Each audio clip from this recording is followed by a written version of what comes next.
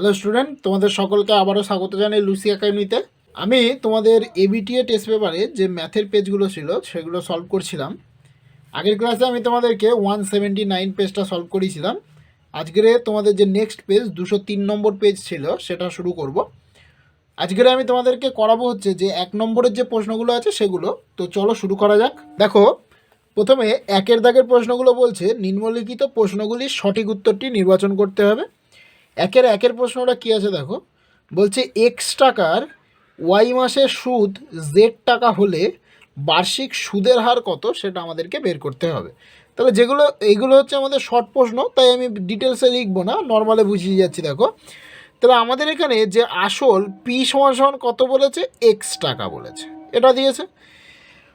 সময়টা কত দিয়েছে, ওয়াই মাস। তাহলে টি সমান ওয়াই মাসটাকে যদি আমি বছরে কনভার্ট করি তাহলে y/12 বছর, এটা মাস থেকে আমাদের বছরে নিয়ে গেলাম।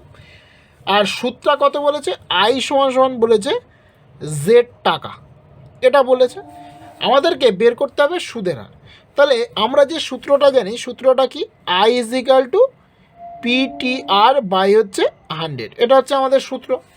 তাহলে এখান থেকে যদি আমি শুধুমাত্র আর এর মানটাকে বের করি তাহলে কি হবে, আর ইজিক্যাল টু হচ্ছে 100 ইন্টু আই বাই হচ্ছে পি ইন্টু টি, এটা।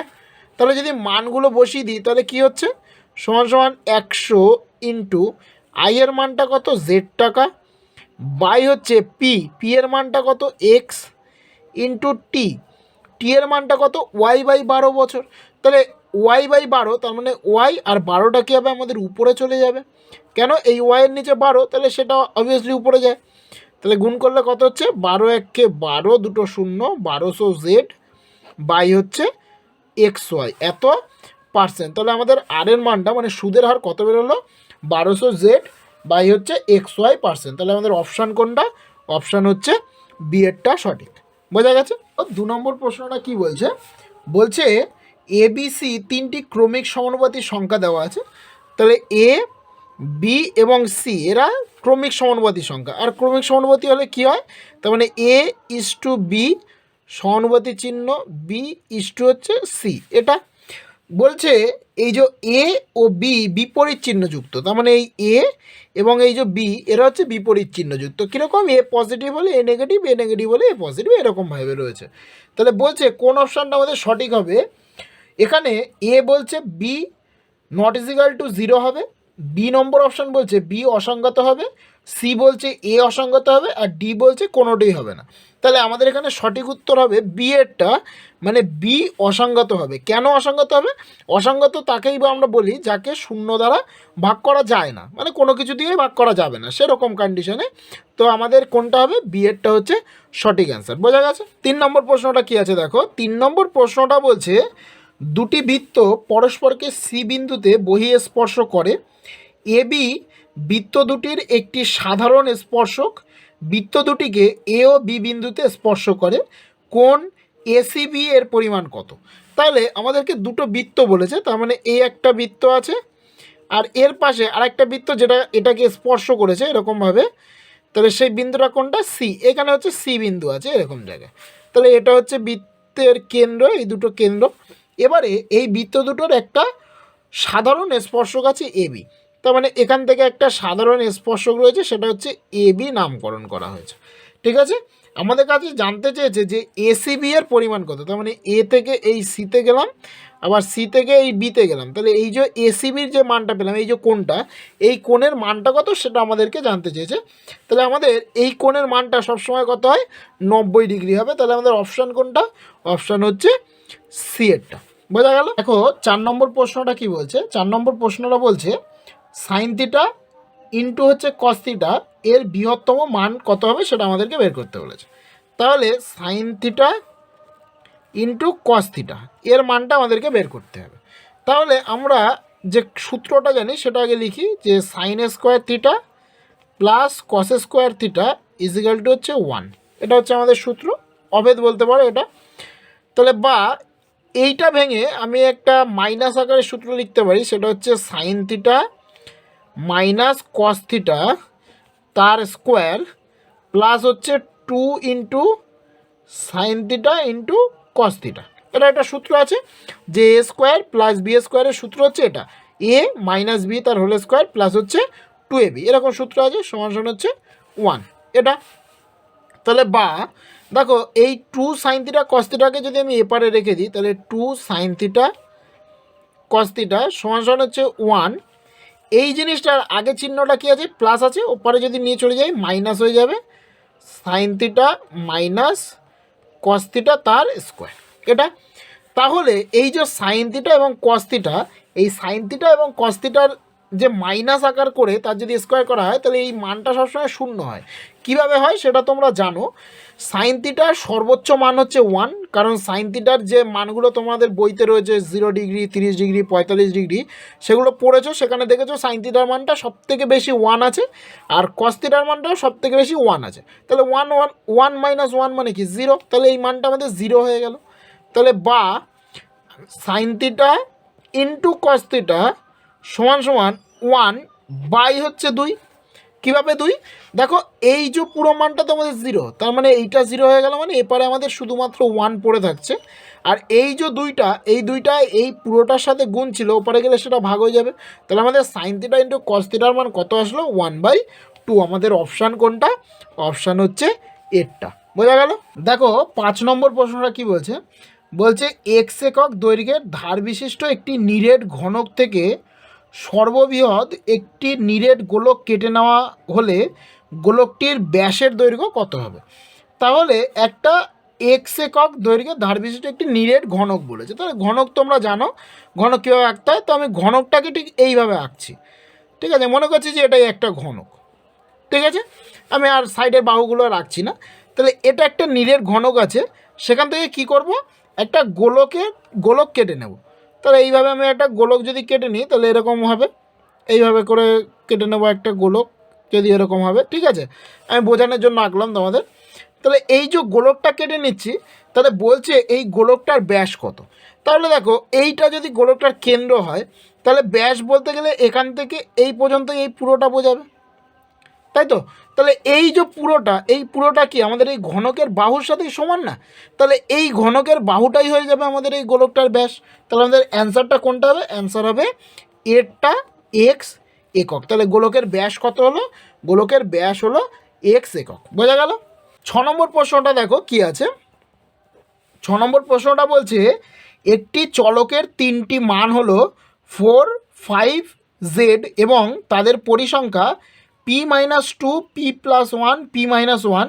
চলকটির যৌগিক গড় 18 হলে p এর মান কত? এখানে এই যে প্রশ্নটা আমাদেরকে দিয়েছে, এই প্রশ্নটা ভুল রয়েছে। কিভাবে? এখানে যে বলছে একটি চলকের 3টি মান 4, 5 এবং z, এখানে এই জেডটা হবে না, এখানে যে কোনো একটা সংখ্যা হতে হবে, তবেই কিন্তু আমরা এটা সমাধান করতে পারবো। তাহলে এখানে যেহেতু জেড দেওয়া আছে তার জন্য কিন্তু এই প্রশ্নটা আমাদের ভুল আছে, তাই এর অ্যান্সারটা কিন্তু আমাদের করা যাবে না, তাই আমি স্কিপ করে গেলাম। ঠিক আছে, 2-এরগুলো কি বলেছে, বলছে শূন্যস্থান পূরণ করো যে কোনো 5টি। 2-এর 1-এর প্রশ্নটা বলছে পি সমান সমান হচ্ছে আসল, এ সমান সমান হচ্ছে সমূল চক্রবৃদ্ধি, এবং এ সমান সমান দিয়েছে পি ইন্টু 11/10 ইন্টু 11/10 ইন্টু 11/10 হলে বার্ষিক সুদের হার এবং সময়টা ড্যাশ ড্যাশ দেওয়া আছে। তাহলে আমরা যে সূত্রটা জানি, সূত্রটা কি, A equal to P into 1+r/100 to the power হচ্ছে n, এটা। তাহলে এখানে কি বলছে দেখো, তাহলে এখানে কি দিয়েছে দেখো, এখানে দিয়েছে যে এ সমান সমান হচ্ছে পি ইন্টু 11/10 ইন্টু 11/10 ইন্টু 11/10। তার মানে সেটা কীভাবে হয় দেখো, 1+r মানে 10 আর নিচে হচ্ছে 100, আর এনটাকে যদি আমি 3 লিখি তবেই দেখো ওই জিনিসটা আমি পাচ্ছি। কীভাবে? 10 10 100 হলো, তাহলে 10 লসাগু করলে 11/10 হবে, মাথায় 3 মানে 3 বার 11/10 হবে, করে দেখাই আমি। তাহলে সমান সমান পি ইন্টু, এটা যদি লসাগু করি তাহলে 1+1/10 তার কিউব, তাহলে সমান সমান হচ্ছে পি ইন্টু 11/10 ইন্টু 11/10 ইন্টু হচ্ছে 11/10। তাহলে দেখো এই জিনিসটাই কিন্তু আমাদের প্রশ্নে দেওয়া রয়েছে। তাহলে আমরা যে সুদের হারটা পেলাম, আরটা পেলাম, সেই আরটা কত? 10%। তাহলে আর সমান সমান হচ্ছে 10%। আর সময় যেটা পেলাম, সময়টা কত? সময় এন সমান সমান আমরা পেলাম কত, এই যে উপরে 3 বছর, তাহলে 3 বছর। তাহলে শূন্যস্থানে কি বসবে, প্রথমে বসবে 10%, পরে বসবে 3। বোঝা গেল? দেখো 2 নম্বর প্রশ্নটা কি বলছে, বলছে যখন বি এর চিহ্ন এ ও সি এর বিপরীত চিহ্ন বিশিষ্ট তখন A X square plus B X plus C equal to 0 এই সমীকরণের উভয় বীজ কী হবে, উভয় বীজ ধনাত্মক হবে। ঠিক আছে, যখন বিপরীত চিহ্ন বিশিষ্ট হবে তখন কিন্তু ধনাত্মক হবে প্রত্যেকটা বীজ। দেখো 3 নম্বরটা কি বলছে, বলছে এবিসিডি একটি বৃত্তস্থ সামান্তরিক হলে কোণ এ এর মান কত হবে। তাহলে এবিসিডি একটা বৃত্তস্থ যদি সামান্তরিক হয় সবসময় তার এ কোণের মানটা কত হবে, 90 ডিগ্রি হবে। এটা তোমরা ছবি এঁকে নিজেরা বুঝে নেবে। তো 4 নম্বর প্রশ্নটা কি বলছে, বলছে √2 sec থিটা -2 ইজিক্যাল টু 0 হলে থিটার মানটা কত হবে আমাদেরকে বের করতে বলেছে। তাহলে দেখো আমি যদি এপারে শুধু √2 sec থিটাকে রেখে দিই আর এই যে -2 রয়েছে এটাকে যদি ওপারে নিয়ে যাই তাহলে সেটা +2 হয়ে গেল। এবারে বা এপারে শুধু sec থিটাকে রাখছি আর এই √2টাকে এর নিচে নিয়ে চলে গেলাম। ঠিক আছে, তাহলে এটা যদি কাটাকুটি করো তাহলে মানটা কী পাবে বলো তো, sec থিটা ইজিক্যাল টু √2 পাবে। কীভাবে √2 পাবে, 2 মানে কি √2 গুণ √2, তাই তো, দুটো রুট গুণ করলে তারপর 2 হবে, আর নিচে আছে একটা √2, তাহলে কেটে গেলে একটা √2 পড়ে থাকবে, সেটাই আমি লিখলাম। এবারে sec কত ডিগ্রির মান √2, তাহলে sec থিটা ইজিক্যাল টু হচ্ছে sec 45 ডিগ্রি। তাহলে sec 45-এর মান হচ্ছে আমাদের √2, তাহলে sec দুপার থেকে উঠে গেলে থিটা সমান সমান কত হলো, থিটা সমান সমান 45 ডিগ্রি। বোঝা গেছে? দেখো 5 নম্বর প্রশ্নটা কি বলছে, বলছে একটি লম্ববৃত্তাকার শঙ্কুর আয়তন দিয়েছে ভি ঘন একক এবং ভূমিতলের ক্ষেত্রফল এ বর্গ একক হলে উচ্চতা কত হবে। সেটা এই রকম ধরনের প্রশ্ন আগের পেজেও ছিল, এখানে যা শুধু সূত্র দিয়ে করলে হয়ে যাবে যে ভি সমান সমান হচ্ছে 1/3 পাই আর স্কোয়ার এইচ, আর আমাদের এখান থেকে যদি আমরা ক্যালকুলেশনটা করে নিই আর এ সমান সমান তোমরা জানো পাই আর স্কোয়ার, এটা তাহলে কোনাকুনি গুণ করলে হচ্ছে 3b সমান সমান পাই আর স্কোয়ার এইচ এটা, তাহলে এই যে পাই আর স্কোয়ার এটা মানে কি এ, তাহলে 3b ইজিক্যাল টু হচ্ছে এ ইন্টু এইচ।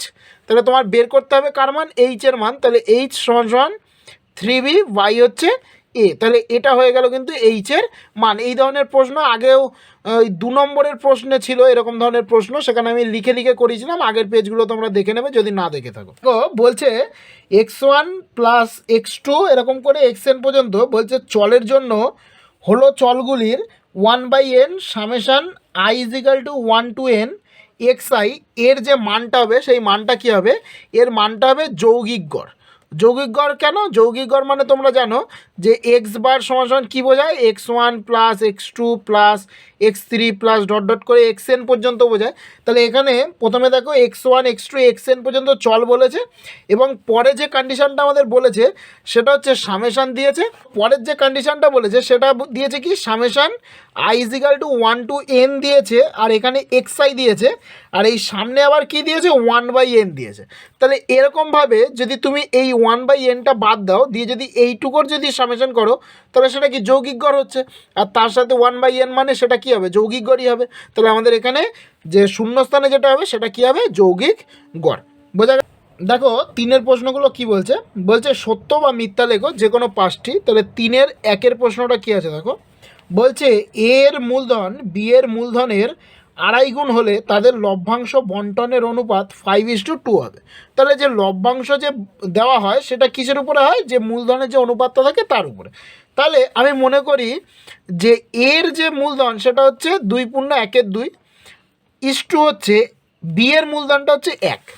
কেন এইভাবে ধরলাম, দেখো প্রশ্নে কীরকম বলেছে, প্রশ্নে বলেছে যে এর যে মূলধনটা সেটা বি এর মূলধনের 2.5 গুণ। তাহলে বি এর মূলধন যদি এটা হয় তাহলে তার 2.5 গুণ মানে এটা। ঠিক আছে, তাহলে এটাকে যদি সমাধান করি তাহলে কত হচ্ছে দেখো, 2 দুগুণে 4 আর 1 5, তাহলে 5/2 ইস্টু হচ্ছে 1, যদি কোনাগুনি গুণ করে দিই তাহলে 5:2। তাহলে আমাদের এখানে যে অনুপাতটা দিয়েছে সেটা 5:2 দিয়েছে, তার মানে আমাদের এটা কি হয়ে গেল, এটা সত্য। বোঝা গেল? দেখো 2 নম্বর প্রশ্নটা কি বলেছে, 2 নম্বর প্রশ্নটা বলছে √a into x minus y সমান সমান √ax মাইনাস √a ওয়াই। এটা হবে, এটা কখনের জন্যই হয় না, এটা কিন্তু মিথ্যা হয়। কেন, তখনই এরকম হয়, তোমরা করেছো যে যদি এরকম থাকে ধরো √2 ইন্টু আছে √3, তাহলে তুমি করতে পারো √6, এটা করতে পারো। কিন্তু কখনো যদি এরকম থাকে √2 + √3, তাহলে তুমি লিখতে পারো না যে √2 + 3, এটা কিন্তু লেখা যায় না, ঠিক আছে? সেই কারণে এটা কিন্তু আমাদের কী হবে, মিথ্যা হবে। বোঝা গেল? দেখো 3 নম্বরের প্রশ্নটা কি বলেছে, বলছে অর্ধ বৃত্তাংশস্থ অপেক্ষা বৃহত্তর বৃত্তাংশস্থ কোণ স্থূলকোণ, এটা কিন্তু মিথ্যা হবে, ঠিক আছে?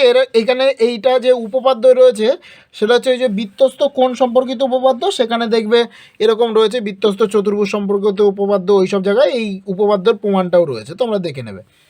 4 নম্বর প্রশ্নটা কি আছে দেখো, 4 নম্বর প্রশ্নটা বলছে 0 degree less than theta less than equal to 90 degree হলে 7 প্লাস সাইন থিটা এর সর্বোচ্চ মানটা 7 হবে। তাহলে তোমরা এখানে ইজিলি দেখেই মিথ্যা বলে দিতে পারবে। কিভাবে? এখানে 7 প্লাস সাইন থিটা আছে, আর তোমরা জানো যে সাইন থিটার সর্বোচ্চ মান কত, 1, কারণ তোমরা এটা চার্ট পড়েছো সাইন থিটার মানের। তাহলে সাইন থিটার মান হচ্ছে 1, তাহলে 1 যদি হয় তার সাথে যদি 7 যোগ করা তাহলে 8 হওয়া দরকার ছিল এর সর্বোচ্চ মানটা, কিন্তু প্রশ্নে বলছে যে সর্বোচ্চ মানটা কিন্তু হবে 7, তাহলে অবশ্যই নয়, তাহলে কিন্তু এটা মিথ্যা। বোঝা গেল? দেখো 5 নম্বর প্রশ্নটা কি বলছে, বলছে বর্ষার সময় 2 হেক্টর জমিতে বৃষ্টিপাত 5 সেমি উচ্চতার হলে বৃষ্টির জলের আয়তন 1000 ঘনমিটার হবে, এটা অবশ্যই সত্য হবে। এরকম প্রশ্ন তোমাদের আগের ক্লাসগুলোতে ছিল, মানে 8-এ 9-এ ছিল। এখানে কি করতে হবে দেখো, ওই যে 2 হেক্টর জমি আছে, ওই হেক্টর এককটাকে চেঞ্জ করতে হবে, যে 5 সেন্টিমিটার আছে ওটাকে চেঞ্জ করতে হবে, করে ঘনমিটারে নিয়ে আসতে হবে, মানে সবকটাকে মিটারে নিতে হবে। নিয়ে এসে তারপরে তুমি যদি এটা ক্যালকুলেশন করো, এটার কিন্তু সত্যই আসবে মানটা, এটা তোমরা নিজেরা ক্যালকুলেশন করে নেবে, আমি করে দিলাম না। দেখো 6 নম্বর প্রশ্নটা বলছে প্রথম n সংখ্যক স্বাভাবিক সংখ্যার যৌগিক গড় n+1/2 হয়, এটা সত্য হবে, কারণ n সংখ্যক স্বাভাবিক সংখ্যার যৌগিক গড়টা সেটা n+1/2 হবে। কারণ এরকম তোমরা করেছো যে এরকম 2, 3, 5 এরকম যদি পরপর থাকে অনেকগুলো, 4, 5 এরকম যদি থাকে, তাহলে তাদের গড় কীভাবে নির্ণয় করতে হয় সেটা তোমরা জানোই। তো সেই হিসেবে কিন্তু এটা আমাদের সত্য হবে। বোঝা গেল?